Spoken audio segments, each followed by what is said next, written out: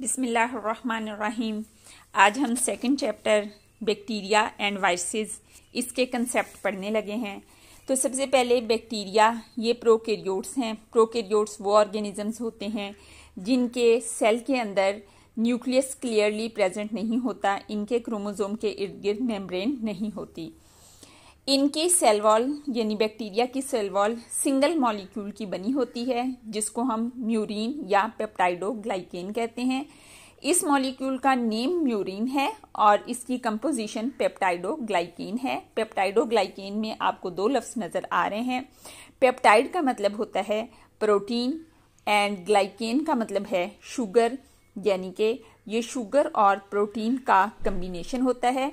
इसमें एक long chain of glycan होती है जिसके अंदर प्रोटीन्स या पेप्टाइड्स अटैच होते हैं, इस वजह से इसका नाम पेप्टाइडोग्लाइकेन है। और पेप्टाइडोग्लाइकेन के कई मॉलिक्यूल नहीं बल्कि एक ही मॉलिक्यूल होता है जो कि कंप्लीट सेल वॉल बना रहा होता है। स्टूडेंट्स, यहाँ पर आप देखें तो ये ग्राम पॉजिटिव सेल वॉल है और ये ग्राम नेगेटिव सेल वॉल है। ग्राम पॉजिटिव सेल वॉल में आप ये देखें कि ये ज़्यादा मिकदार में पेप्टाइडोग्लाइकेन प्रेजेंट है, जबकि ग्राम नेगेटिव बैक्टीरिया में कम मिकदार में पेप्टाइडोग्लाइकेन प्रेजेंट है। इसके अलावा ग्राम पॉजिटिव बैक्टीरिया में ये जो पेरीप्लाज्मिक स्पेस है ये बहुत कम है, जबकि ग्राम नेगेटिव बैक्टीरिया में ये पेरीप्लाज्मिक स्पेस ज़्यादा है। ग्राम पॉजिटिव बैक्टीरिया में यहाँ पर आउटर मेम्ब्रेन प्रेजेंट नहीं है, जबकि ग्राम नेगेटिव बैक्टीरिया में ये आउटर मेम्ब्रेन प्रेजेंट है। ग्राम पॉजिटिव बैक्टीरिया में आउटर मेम्ब्रेन नहीं है तो इसी वजह से पोरिन भी प्रेजेंट नहीं है, जबकि ग्राम नेगेटिव बैक्टीरिया में ये पोरिन एक प्रोटीन है जो कि पोर बनाती है, ये प्रेजेंट होती है। तो ये इन दोनों की सेल वॉल में मेजर डिफरेंसेस हैं। लेकिन कुछ बैक्टीरिया ऐसे भी हैं जिनके अंदर सेल वॉल सिरे से होती नहीं है। ये ज़्यादा नहीं है, सिर्फ दो टाइप्स हैं, एक माइकोप्लाज्मास और एक सार्कोप्लाज्मास। ये दो ऐसी टाइप्स हैं जिनके अंदर कोई सेल वॉल ना ग्राम पॉजिटिव और ना ही ग्राम नेगेटिव टाइप की सेल वॉल होती है। नेक्स्ट है मीजोजोम। मीजोजोम क्या होते हैं? कुछ बैक्टीरिया में इनके मेम्ब्रेन, ये इनकी जो सेल मेम्ब्रेन है ये अंदर वाली साइड पे इस तरह से फोल्ड हो जाती है और इस स्ट्रक्चर को हम मीजोजोम कहते हैं। ये जो फोल्डिंग से स्ट्रक्चर बनी है ये मीजोजोम है। इसका फंक्शन क्या होता है? डीएनए की रेप्लिकेशन, यानी कि डीएनए का 1 से 2 बनना, सेल डिवीजन यानी कि पूरे सेल का डिवाइड होकर 1 से 2 में कन्वर्ट हो जाना, और रेस्पिरेटरी सेंटर। रेस्पिरेटरी सेंटर के लिए एंजाइम इनके ऊपर प्रेजेंट हैं। तो आपकी एक्सरसाइज में एक क्वेश्चन दिया हुआ है कि रेस्पिरेटरी फंक्शन बैक्टीरिया में कहाँ पर होता है? तो चूंकि ये मीजोजोम पर होता है, वहां पर मीजोजोम की ऑप्शन नहीं दी हुई, सेल मेम्ब्रेन की दी हुई है। तो mesosome is extension of cell membrane, तो उसका करेक्ट आंसर सेल मेम्ब्रेन होगा, यानी कि रेस्पिरेशन की एक्टिविटी मीजोजोम पर या सेल मेम्ब्रेन पर होती है। अगर मीजोजोम की ऑप्शन दी हो तो मीजोजोम, अदरवाइज मीजोजोम भी सेल मेम्ब्रेन है तो सेल मेम्ब्रेन की ऑप्शन होगी। बैक्टीरिया के राइबोसोम्स 70S होते हैं, जबकि यूकैरियोट्स के राइबोसोम्स 80S साइज के होते हैं। न्यूक्लियोइड क्या है? तो nucleoid irregular shaped dense area है जिसके अंदर बैक्टीरिया का डीएनए प्रेजेंट होता है। चूंकि इनमें न्यूक्लियस नहीं होता, लेकिन जहां पर डीएनए प्रेजेंट होता है उस रीजन को हम न्यूक्लियोइड रीजन का नाम दे देते हैं। बैक्टीरिया का क्रोमोसोम कैसा होता है? तो एक तो ये कि इनका क्रोमोसोम सिंगल होता है। ऐसे ऑर्गेनिज्म जिनमें एक क्रोमोसोम हो या वन सेट ऑफ क्रोमोसोम्स हो उनको हैप्लॉइड कहते हैं, तो इस लिहाज से बैक्टीरिया हैप्लॉइड हैं। इनका क्रोमोसोम सर्कुलर होता है, यानी कि राउंड शेप में होता है, और डबल स्ट्रैंडेड होता है। किस चीज का डबल स्ट्रैंड? डीएनए का। ठीक है, तो ये single circular double stranded DNA पर मुश्तमिल होता है इनका क्रोमोसोम। इनके क्रोमोसोम के साथ हिस्टोन प्रोटीन्स प्रेजेंट नहीं होती। हिस्टोन प्रोटीन यूकैरियोट्स के क्रोमोसोम्स में प्रेजेंट होती हैं। अनफेवरेबल कंडीशंस में बैक्टीरिया एंडोस्पोर बना लेते हैं। चूंकि ये सेल के अंदर बनता है इसलिए इसको एंडोस्पोर कहते हैं। इस प्रोसेस को स्पोरुलेशन कहा जाता है। इस प्रोसेस के स्टेप्स क्या हैं? फर्स्ट स्टेप पे डीएनए की रेप्लिकेशन होती है, यानी डीएनए 1 से 2 में कन्वर्ट हो जाता है। सेकंड स्टेप में सेल मेम्ब्रेन जो नया डीएनए बना है उसके इर्द गिर्द आ जाती है, बन जाती है। थर्ड स्टेप में ये सेल मेम्ब्रेन जो बनी थी ये डबल मेम्ब्रेन में कन्वर्ट हो जाती है। फोर्थ स्टेप में सेल वॉल फॉर्मेशन हो जाती है बिटवीन टू मेम्ब्रेन्स। पहले एक मेम्ब्रेन बनी थी, फिर दूसरी मेम्ब्रेन बनी थी। इन दोनों मेम्ब्रेन्स के दरमियान जो स्पेस है यहाँ पर सेल वॉल बन जाती है। फिफ्थ स्टेप में इस सारे स्ट्रक्चर के गिर्द एक कोट बन जाता है जिसको हम स्पोर कोट कहते हैं, और इस तरह से स्पोर की फॉर्मेशन कंप्लीट हो जाती है। सिक्स्थ स्टेप में जब पेरेंट बॉडी की डेथ हो जाती है तो ये स्पोर बॉडी से रिलीज हो जाते हैं। यहाँ आप इस प्रोसेस को देख सकते हैं कि यहाँ पर देखें कि ये एक डीएनए है और ये डिवाइड होकर दूसरा डीएनए बना। अब ये दूसरे डीएनए के गिर्द मेम्ब्रेन बनी। फिर यहाँ पर आप देखें कि 2 मेम्ब्रेन्स बन चुकी हैं इसके गिर्द। इन 2 मेम्ब्रेन के दरमियान में ये जो येलो कलर का हिस्सा है सेल वॉल बन गई। फिर उसके बाद ये बाहर एक कोट बन गया है और कोट बनने के बाद ये कंप्लीट स्पोर बन गया और फिर ये स्पोर रिलीज हो गया। अब हमने बैक्टीरिया की मोटिलिटी पढ़ना है। मोटिलिटी का मतलब होता है मूवमेंट। तो बैक्टीरिया में मूवमेंट किस चीज़ से होती है? मूवमेंट के लिए जो इनमें स्ट्रक्चर होता है वो फ्लैजेला होता है। फ्लैजेला की मूवमेंट मुख्तलिफ किस्म की होती है। अगर एक सिंगल ऑर्गेनिज्म फ्लैजेला की मदद से मूव कर रहा है तो इसको हम स्विमिंग कहेंगे। अगर कॉलोनी है, जैसे इसमें 1 2 3 4 बैक्टीरिया आपको नजर आ रहे हैं, ये 4 बैक्टीरिया की कॉलोनी है, ये स्विम कर रहे होंगे तो इस प्रोसेस को हम स्वार्मिंग कहेंगे।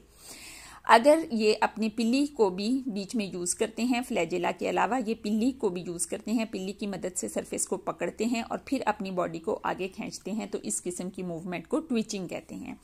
It is mediated by the pili. और अगर ये कोई सब्सटेंस रिलीज करते हैं और उसके ऊपर फिसल के चलते हैं then it is called gliding.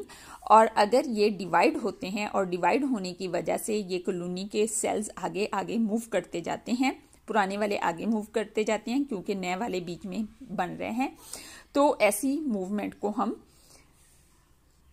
Sliding movement कहते हैं।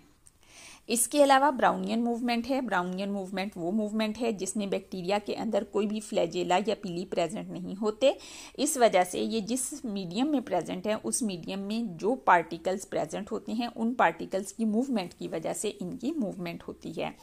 फिर मूवमेंट बाय एक्सियल फिलामेंट है। यह एक्सियल फिलामेंट क्या होती है? ये मॉडिफाइड फिलामेंट होती है जो कि दोनों मेम्ब्रेन्स, जो आउटर मेम्ब्रेन और इनर मेम्ब्रेन होती है, इनके दरमियान जो स्पेस पाई जाती है इस स्पेस को पेरिप्लाज्मिक स्पेस कहते हैं। इस स्पेस के अंदर ये फ्लैजेला, ये फिलामेंट प्रेजेंट होता है और ये 2 साइडों से अटैच होता है, जैसे ये यहाँ पर भी अटैच होगा और फिर ये पेरिप्लाज्मिक स्पेस से गुजरता हुआ बैक्टीरिया की दूसरी साइड से भी अटैच होगा। लेकिन ये बिल्कुल स्ट्रेट नहीं होता, जैसे यहाँ पर आपको नज़र आ रहा है, ये इस तरीके से प्रेजेंट होता है। इससे जो मूवमेंट होती है वो flexing, swimming, creeping and spinning movements हैं। पिल्ली एक प्रोटीन के बने होते हैं जिसका नाम पाइलिन है, जबकि फ्लैजेला एक और प्रोटीन के बने होते हैं जिसका नाम फ्लैजिलिन है। पिल्ली का फंक्शन अटैचमेंट एंड मीटिंग है, यानी एक बैक्टीरिया का दूसरे बैक्टीरिया के साथ मिलना, ये अटैचमेंट और मीटिंग, ये 2 प्रोसेसेस हैं। जबकि फ्लैजेला का फंक्शन मूवमेंट है। पिल्ली साइज में स्मॉल होते हैं जबकि फ्लैजेला साइज में लार्ज होते हैं। अब एक और चीज़ हम देखते हैं कि स्विमिंग और स्वार्मिंग में क्या डिफरेंस होता है। तो स्टूडेंट्स, स्विमिंग और स्वार्मिंग ये 2 प्रोसेस हैं जो कि बैक्टीरिया के अंदर होते हैं। स्विमिंग में सिंगल बैक्टीरिया इन्वॉल्व होता है, अलग से स्विम कर रहा होगा तो वो स्विमिंग है, जबकि बैक्टीरिया की पूरी कॉलोनी अगर स्विम कर रही है तो दैट इज कॉल्ड स्वार्मिंग। ऐसे बैक्टीरिया जिनके ऊपर कोई फ्लैजेला ना हो उनको हम एट्राइकस कहते हैं। ऐसे बैक्टीरिया जिनके ऊपर सिंगल फ्लैजेला प्रेजेंट हो उनको मोनोट्राइकस कहा जाता है। ऐसे बैक्टीरिया जिनके ऊपर दोनों साइड पर फ्लैजेला मौजूद हो उनको एम्फीट्राइकस कहा जाता है। एम्फी का मतलब ही 2 होता है। और ऐसे बैक्टीरिया जिनमें एक साइड पर ही लेकिन मैनी बैक्टीरिया यानी कि मैनी फ्लैजेला यानी कि टफ्ट ऑफ फ्लैजेला पाया जाए, इनको लोफोट्राइकस कहा जाता है। और ऐसे बैक्टीरिया जिनकी पूरी सरफेस पर इर्द गिर्द फ्लैजेला पाए जाते हैं, इनको पेरिट्राइकस कहा जाता है। अब हम बैक्टीरिया की इम्पोर्टेंस को देखते हैं। तो बैक्टीरिया बहुत इम्पॉर्टेंट है, ये हमें बहुत सारे फायदे भी देते हैं और बहुत सारे नुकसान भी पहुंचाते हैं। इनका फर्स्ट इम्पॉर्टेंस ये है कि ये एनवायरनमेंट में रिसाइक्लर हैं। जब किसी ऑर्गेनिज्म की डेथ हो जाती है तो उसकी बॉडी में मौजूद कंपाउंड को डीकम्पोज करके दोबारा एनवायरनमेंट में भेजते हैं ताकि वो रिसाइकल हो सके, दोबारा यूज हो सके। ये बहुत सारे यूजफुल प्रोडक्ट्स जैसे कि फार्मास्यूटिकल कंपनीज में मेडिसिन बनाने के लिए, इसके अलावा फूड में मुख्तलिफ प्रोडक्ट्स बनाने के लिए जैसे योगर्ट वगैरह बनाने के लिए, और इसके अलावा फर्मेंटेड फूड बनाने के लिए, एंटीबायोटिक्स बनाने के लिए। एंटीबायोटिक्स वो मेडिसिन्स होती हैं जो कि किसी इन्फेक्शन की सूरत में इस्तेमाल की जाती हैं, और लेदर बनाने के लिए इस्तेमाल होते हैं। लेदर यानी कि चमड़ा, जो स्किन, एनिमल्स की स्किन को लेदर में कन्वर्ट करने के लिए ये बैक्टीरिया इस्तेमाल किए जाते हैं। ये एनवायरमेंटल क्लीनर के तौर पर भी काम करते हैं। ये एनवायरनमेंट में मौजूद जो भी वेस्ट मटेरियल होते हैं उनको डीकम्पोज करके एनवायरनमेंट को साफ कर देते हैं। इस वजह से हम इनको एनवायरमेंटल क्लीनर भी कहते हैं। कुछ बैक्टीरिया एज आ बायोपेस्टिसाइड भी इस्तेमाल किए जाते हैं। बायोपेस्टिसाइड का क्या मतलब है? पेस्ट उस चीज को कहते हैं जो कि किसी क्रॉप वगैरह पर अटैक करके उसमें नुकसान काज करे।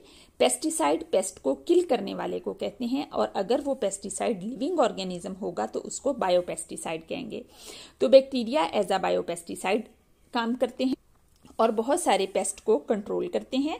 इस तरह से इनका ये काम एनवायरमेंटल फ्रेंडली है, क्योंकि ये केमिकल्स नहीं हैं, इस वजह से ये एनवायरमेंट को नुकसान नहीं पहुंचाते, जबकि केमिकल पेस्टिसाइड्स एनवायरनमेंट को नुकसान पहुंचाती हैं। इसके अलावा ये रिसर्च में एंड बायोटेक्नोलॉजी में भी यूज होते हैं। बायोटेक्नोलॉजी में इनका प्लाज्मिड इस्तेमाल होता है, जो कि जीन को किसी लिविंग ऑर्गेनिज्म के अंदर ट्रांसफर करने के लिए इस्तेमाल किया जाता है।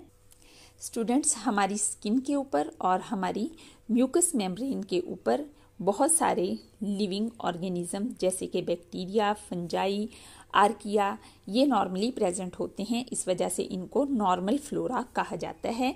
इनके साथ हमारी बॉडी का म्यूचुअलिस्टिक रिलेशनशिप होता है, यानी कि इसमें हमारी बॉडी को भी फायदा होता है और बैक्टीरिया या जो भी दूसरा ऑर्गेनिज्म है उसको भी बेनिफिट होता है। फॉर एग्जाम्पल, ये हमारे लिए विटामिन को सिंथेसाइज करते हैं हमारी गट में, और मुख्तलिफ पैथोजेंस को हमारी बॉडी के अंदर क्लोनाइज होने में यानी कि सेट होने से मना करते हैं, रोकते हैं। ये पैथोजेंस को किल कर देते हैं।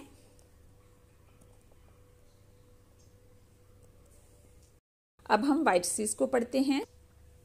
वायरसेस ए सेलुलर होते हैं। ए सेलुलर का मतलब है कि इनके अंदर सेलुलर ऑर्गेनाइजेशन नहीं होती, यानी कि सेल के ये नहीं बने हुए होते। इनमें बाहर एक कैप्सूल होता है जिसको कैप्सिड कहते हैं। कैप्सिड कैप्सोमर्स से मिलकर बनता है और इनके अंदर इनका जेनेटिक मटेरियल होता है जो कि डीएनए या आरएनए हो सकता है, और इस सारे मटेरियल को डीएनए और आरएनए और कैप्सिड को मिलाकर न्यूक्लियो कैप्सिड कहा जाता है। ये एक बैक्टीरियोफेज है। ये इसका ऊपर कैप्सिड है, ये कैप्सिड है जो कि कैप्सोमर से बना है। ये एक कैप्सोमर, ये दूसरा, ये तीसरा, चौथा, पांचवा, ये इस तरह से मुख्तलिफ कैप्सोमर से मिलकर बना हुआ है। कैप्सिड के ऊपर प्रोटीन है और अंदर डीएनए है, और इसको कलेक्टिवली हम हेड कह रहे हैं। यहाँ तक जो हिस्सा है ये हेड है। हेड के और टेल के दरमियान में यहाँ पर ये नेक प्रेजेंट है। यहाँ पे हेड खत्म होता है, यहाँ से टेल स्टार्ट होती है। इन दोनों के दरमियान में नेक प्रेजेंट है। टेल में बाहर आपको ग्रे कलर की शीथ नजर आ रही है और अंदर आपको येलो कलर का टेल कोर नजर आ रहा है। शीथ और कोर दोनों अलग अलग प्रोटीन की बनी होती हैं। फिर ये आपको इस तरह से मुख्तलिफ टेल फाइबर्स नजर आ रहे हैं। टेल फाइबर्स की मदद से ये सेल से अटैच होते हैं, और ये एंड प्लेट है जो कि एंड पर प्रेजेंट है जिसके साथ टेल फाइबर्स अटैच हैं। बैक्टीरियोफेज वो वायरसेस होते हैं जो कि बैक्टीरिया के ऊपर अटैक करते हैं। HIV stands for human immuno deficiency virus, ठीक है। ह्यूमन का H, इम्यूनो डेफिशिएंसी का I और वायरस का V मिलकर HIV बनाता है। इनको हम रिट्रोवायरसिस भी कहते हैं। इनके अंदर रिवर्स ट्रांसक्रिप्टेज एंजाइम प्रेजेंट होता है जो कि ट्रांसक्रिप्शन का अपोजिट करता है। ट्रांसक्रिप्शन क्या होती है? DNA से RNA का बनना। ये ट्रांसक्रिप्शन है, ये इसका रिवर्स करते हैं, यानी कि ये RNA से DNA बनाते हैं। तो इस वजह से ऐसे एंजाइम जो कि ट्रांसक्रिप्शन का रिवर्स करते हैं, इनको हम रिवर्स ट्रांसक्रिप्टेज एंजाइम्स कहते हैं। HIV यानी ह्यूमन इम्यूनो डेफिशिएंसी वायरस में ये रिवर्स ट्रांसक्रिप्टेज एंजाइम पाया जाता है और ये जो डिजीज काज करते हैं इसको एड्स यानी कि अक्वायर्ड इम्यूनो डेफिशिएंसी सिंड्रोम कहते हैं। अक्वायर्ड का A, इम्यूनो डेफिशिएंसी का I और D और सिंड्रोम का S, ये मिलकर एड्स बनाता है। एड्स वो डिजीज है जो कि बॉडी में इम्यूनिटी की डेफिशिएंसी काज कर देता है, जिसकी वजह से विदाउट इम्यूनिटी किस्म किस्म की डिजीजेस डेवलप होने लग जाती हैं। ये फर्स्ट टाइम 1981 में होमोसेक्सुअल पेशेंट्स में रिपोर्ट हुई थी। बाद में उन पेशेंट्स में भी रिपोर्ट हुई जिनको इन होमोसेक्सुअल पेशेंट्स का ब्लड लगा था। ये होस्ट स्पेसिफिक वायरस है, यानी कि ये सिर्फ खास ऑर्गेनिजम्स में ही डिजीज काज कर सकता है। ये मंकीज के अंदर प्रेजेंट होता है लेकिन उनको डिजीज काज नहीं करता।